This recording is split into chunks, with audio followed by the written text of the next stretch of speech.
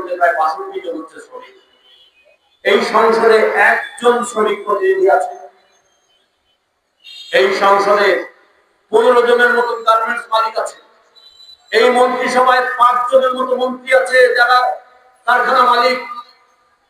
সংসদ আইন তৈরি হয়, যেখানে আইন তৈরি হবে ভোটার আমাদের ৭,৬৫,০০,০০০, কিন্তু একজন সংসদ সদস্য শ্রমিকের পক্ষে না। তাহলে আইনটা কার পক্ষে যাবে? সংসদে আমাদের জায়গা নাই। সংসদ নির্বাচনকে এমন করেছে টাকা, পেশি শক্তি আর ধর্মের রাজনৈতিক ব্যবহার দিয়ে ওই সংসদে সাধারণ ভোট যেতে পারে, ওই সংসদে শ্রমিক প্রতিনিধি যেতে পারবে না। তাহলে শ্রমিকদের পক্ষে আইন হবে। শ্রমিকদের তাহলে উপায় কি? শ্রমিকদের একমাত্র উপায় তার রাস্তা, শ্রমিকের একমাত্র উপায় তার কারখানা। রাস্তায় আন্দোলন এবং কারখানায় তার দাবি দেওয়া আদায়, এটা ছাড়া শ্রমিকদের তো আটকে যাওয়ার পথ নেই। কিন্তু সেইখানে দেখুন, আন্দোলন করার, মিছিল করার, সমাবেশ করার পথে কত বাধা। আমরা যখন শ্রমিকদের কথা বলি তখন শুধু গার্মেন্টস শ্রমিকের কথা বলি। তখন আমরা বলি আমাদের রিলোডিং শ্রমিকদের কি হবে, তখন আমরা বলি আমাদের পরিবহন শ্রমিকদের কি হবে, তখন আমরা বলি আমাদের হকারদের কি হবে, তখন আমরা বলি হোটেল শ্রমিকদের কি হবে, তখন আমরা বলি এমনকি বিমান চালায় যে তাদেরই বা কি হবে। আমাদের 2,90,00,000 কৃষি শ্রমিক, সেই কৃষি শ্রমিকের কি হবে? ফলে আমরা সমাজতান্ত্রিক শ্রমিক ফ্রন্টের পক্ষ থেকে এই বাংলাদেশের প্রতিটি শ্রমক্ষেত্রে যারা প্রকাশ্যে শ্রম দেয় আর গোপনে শোষিত হয়, এই যে একটা বাস চলছে, বাইরে থেকে আমরা দেখছি বাস চলছে, একজন ড্রাইভার বাস চালাচ্ছেন, কিন্তু এই বাসটা তার যদি কোনো একটা সমস্যা, সে কোথায় যাবে? কোনো একটা গ্যারেজে যাবে। এই বাসটা ঠিক করবে কে? ঠিক করবে মোটর মেকানিক। এই মোটর মেকানিকদের কথা আমাদের সমাজে কোথাও আছে? একজন মানুষ অসুস্থ হলে হাসপাতালে যাবে, তাকে সেবা দেবেন কে? সেবা দেবেন নার্স, আয়া, তাদের কথা কেউ কখনো বলে। একজন মানুষ রাস্তায় তার হঠাৎ একটু চা খাওয়ার ইচ্ছা হয়েছে, রাস্তার পাশে একটা দোকানে এসে চা খাবে। এই চায়ের দোকানে যে ছেলেটা চা বানাচ্ছে বা যে মেয়েটা চা বানাচ্ছে, ও যে বৃদ্ধ চা বানাচ্ছে, তার জীবনের দুর্দশার কথা কি হবে? তারা কি আমার এই দেশটাকে পরিকল্পনার ক্ষেত্রে ভূমিকা পালন করছে না? দুদিন পরে বাজেট হবে, 9,00,000 কোটি টাকার বাজেট হবে। এই বাজেটের প্রত্যেকটা পয়সা আসবে আমাদের পকেট থেকে। মোবাইলের ক্ষেত্রে 100 টাকায় 23 টাকা ধরা হয়েছে তার চার্জ, আর 18 টাকা হচ্ছে ভ্যাট। 23 টাকা এবং 18 টাকা মিলে 41 টাকা, তার সঙ্গে 1 টাকা হচ্ছে সারচার্জ। 100 টাকা লোড করলে 40 টাকা সরকার ওখান থেকে কেটে নিচ্ছে। আমি কি করে পাচ্ছি এই টাকাটা কোথায়? 1 কেজি চিনি কিনলে তার উপর সরকার যে শুল্ক আরোপ করেছে, 1 কেজি তেল কিনলে তার উপর সরকার যে শুল্ক আছে, 1 কাপ চা খেতে গেলে তার উপর সরকারের যে শুল্ক এবং ট্যাক্স থাকে, সেই সমস্ত টাকাই তো সঞ্চিত হয় আমাদের ভ্যাট এবং ট্যাক্সের নামে। তা দিয়ে তো হয় আমাদের বাজেট। সেই বাজেটে শ্রমজীবীদের জন্য বরাদ্দ কোথায়? শ্রমজীবীদের জন্য রেশনের বরাদ্দ নাই কেন? শ্রমজীবীদের আবাসনের বরাদ্দ নাই কেন? বৃদ্ধ বয়সে একজন শ্রমিকের পেনশনের জন্য বরাদ্দ থাকে না কেন? কর্মক্ষেত্রে একজন শ্রমিক আহত হলে তার পুনর্বাসনের ব্যবস্থা থাকে না কেন? এই বাংলাদেশে পরিবহন খাতকে আমরা একটা রক্ত সঞ্চালনের মতো মনে করি। এখানে ইজি বাইক আছে, এখানে ব্যাটারি চালিত রিক্সা আছে, এখানে সিএনজি আছে, এখানে হিউম্যান হলার আছে, এইরকম বাস, ট্রাকের বাইরে ছোটখাটো যে যানবাহন আছে, প্রতিদিন চাকা ধরে এবং সরকারের ট্যাক্স বাড়ে। আমরা দেখছি হিসাব করে বলা হয় ওরা কত বিদ্যুৎ ব্যবহার করে, সেই কারণে এই সমস্ত গাড়িতে যানবাহনে বিদ্যুৎ দেওয়া বন্ধ হয়ে যায়। কিন্তু কেউ কি হিসাব করে দেখেছেন? যখন জুলাই মাস, জুন মাস, মে মাস প্রচন্ড গরমে আমরা শরীরে কাপড় রাখতে পারি না। সেই সময় আমাদের কর্মকর্তারা কোট গায়ে দিয়ে অফিস করেন এবং অফিসের তাপমাত্রা, এসির তাপমাত্রা 16, 17, 18 করে রাখে। ওই এসি চালাতে বিদ্যুৎ লাগে না। একজন মানুষকে আরামে অফিস করবার জন্য বিদ্যুৎ দিতে পারবেন, আর একজন মানুষ সংসার চালাবার জন্য ব্যাটারি রিচার্জ করবে, তার জন্য বিদ্যুৎ দিতে পারবেন।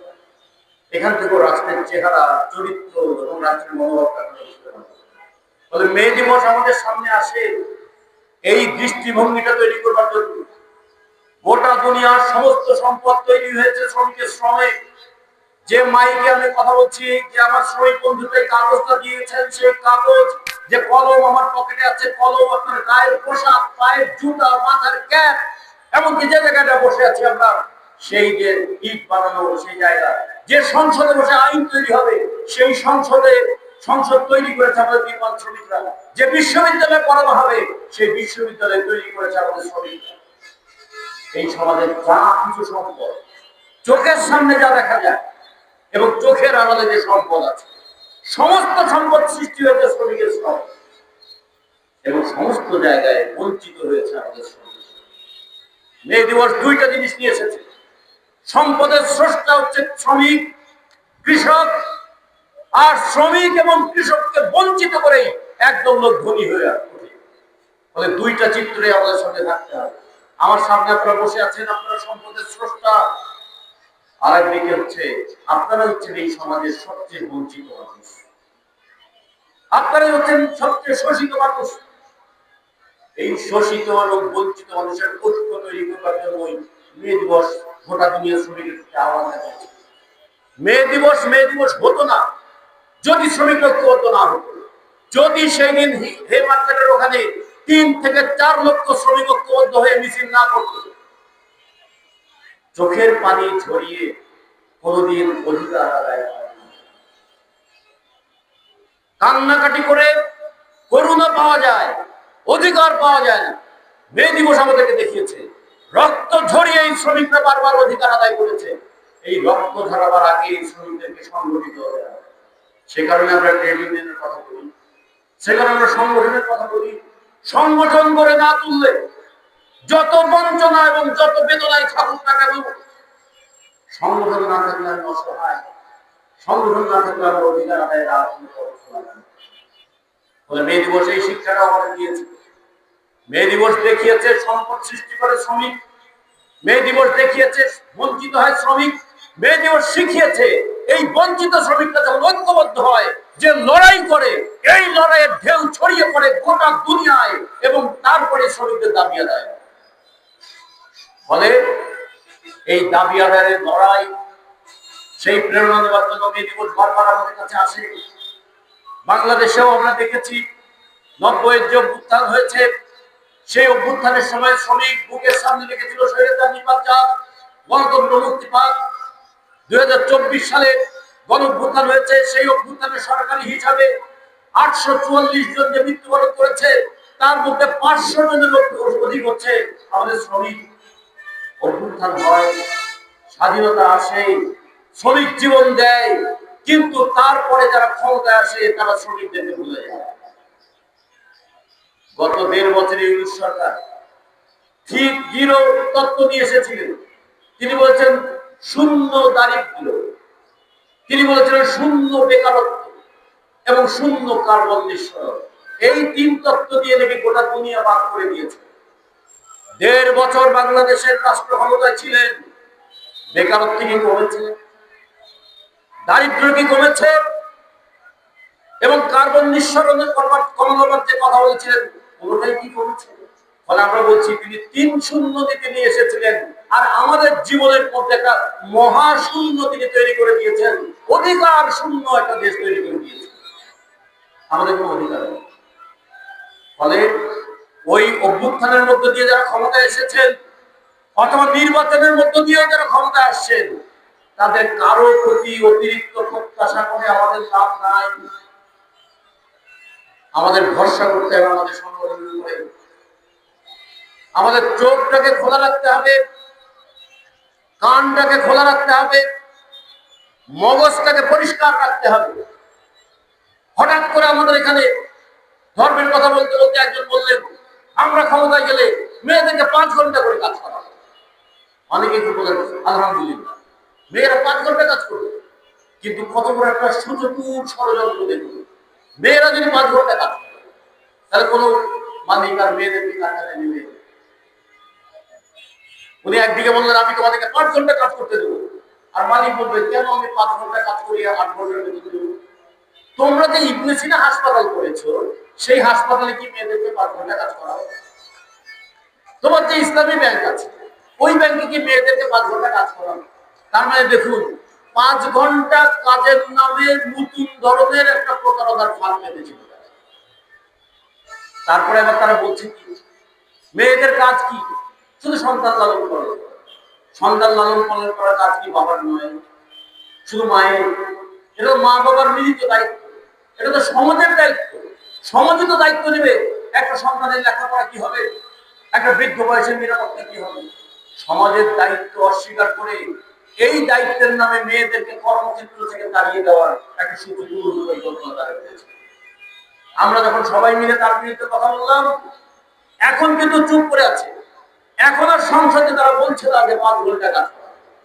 ফলে ভোট নেবার জন্য কখনো কখনো ইহকালে ভোট নিয়ে পরকালের বেহেশতের কথা বলবে, কখনো কখনো নানাভাবে মানুষকে প্রভাবিত অথবা প্রতারিত করবে। আর যারা ভোটযোগ্য শ্রেণীর দল, তারা তখন বলবে আমরা কাজ দিয়েছি বলে শ্রমিকরা খেতে পারে। ফলে এই দুই চিন্তার বিরুদ্ধে আমাদের মগজটাকে শান্ত রাখতে হবে।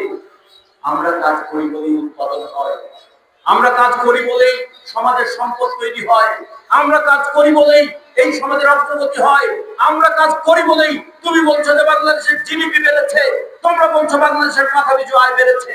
হিসেব করে বলছো বাংলাদেশের মাথাপিছু আয় হয়েছে এখন $2,840। $2,840 মানে এখানে আমরা যারা বসে আছি প্রত্যেকের মাথাপিছু আয় হচ্ছে 3,46,000 টাকা। আমার শিশুটারও আয় 3,46,000 টাকা। আবার যে বাবা কালকে মারা যাবেন তারও আয় 3,46,000 টাকা। যে বেকার ছেলেটা ঘুরছে চাকরির জন্য তারও আয় নাকি 3,46,000 টাকা। ভালো কথা, 3,46,000 টাকা করে আয় আপনারা হিসাব করে। আমি যে শ্রমিক কাজ করি, আমার ভাগের টাকাটা কোথায়? 3,46,000 টাকা তো আমারও পাওয়ার কথা ছিল, আমার সন্তানের পাওয়ার কথা ছিল। সন্তানের কথা তাই বাদই দিলাম, আমার যে পাওয়ার কথা ছিল 3,46,000 টাকা হলে আমার মাসিক বেতন প্রায় 30,000 টাকার মতো হয়। আমরা যখন বলি ন্যূনতম মাসিক মজুরি 30,000 টাকা করতে হবে, তখন তার কপালে হাত দিয়ে বসে হায় আল্লাহ এত টাকা কোথা থেকে দেবো? আমরা কিন্তু বলতে পারি না হায় আল্লাহ এত টাকা কোথায় চলে গেল। মাথা পিছু তুমি হাই দেখালে 3,46,000 টাকা, সেই টাকা কোথায় গেল? সেই টাকা কার পকেটে গেল? মাথা পিছু আয় দেখিয়ে আমার পকেটটাকে তৈরি করে দিয়েছি। আমরা এই জন্য ন্যূনতম মজুরির ক্ষেত্রে এই দাবিটা করেছি, 30,000 টাকার নিচে মজুরি হলে তার কোনোভাবেই ন্যায্য হবে না। আমাদের কারখানায় একজন শ্রমিক যদি মৃত্যু করতে পারে, কাজ করে গিয়ে করতে গিয়ে মৃত্যুবরণ করলে এই দেশের আইনে ক্ষতিপূরণ নির্ধারণ করা হয়েছে 2 লাখ টাকা। 1 বছরের মাথা পিছু আয় 3,46,000 টাকা। আর একজন মানুষ মরে গেলে তার ক্ষতিপূরণ 2 লাখ টাকা। 1 বছরের আয়ের তুলনায় একটা মানুষের জীবনের দাম